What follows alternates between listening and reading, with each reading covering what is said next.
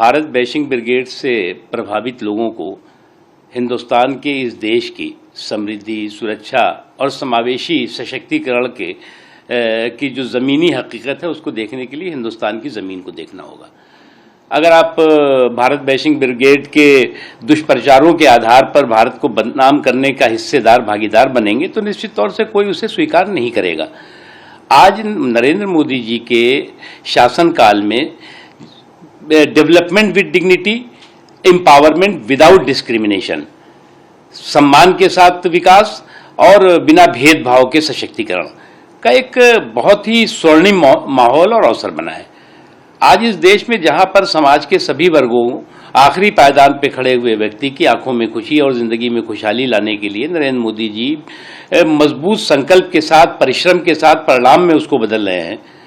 उसका नतीजा है कि आज समाज का सभी वर्ग बराबर से विकास का हिस्सेदार, भागीदार बन रहा है। उसमें अल्पसंख्यक समाज भी है।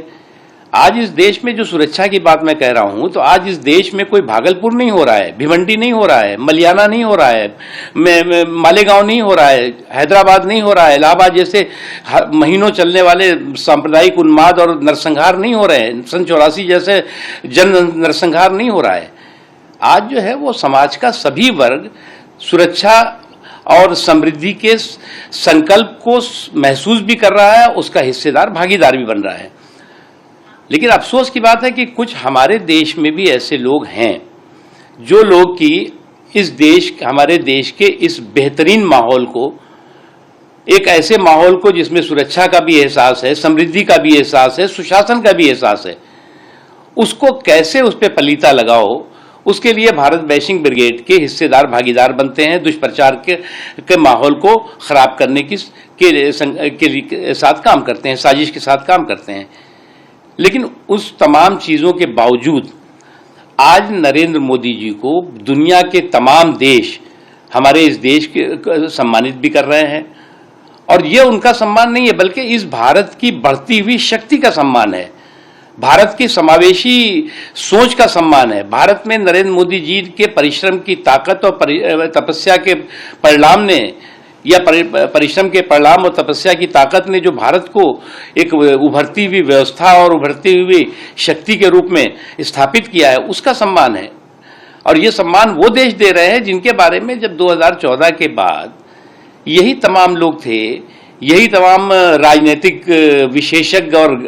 पंडित थे जो कहते थे कि अब तो मोदी जी के साथ इन देशों की कुट्टी हो जाएगी, इस भारत के साथ कुट्टी हो जाएगी।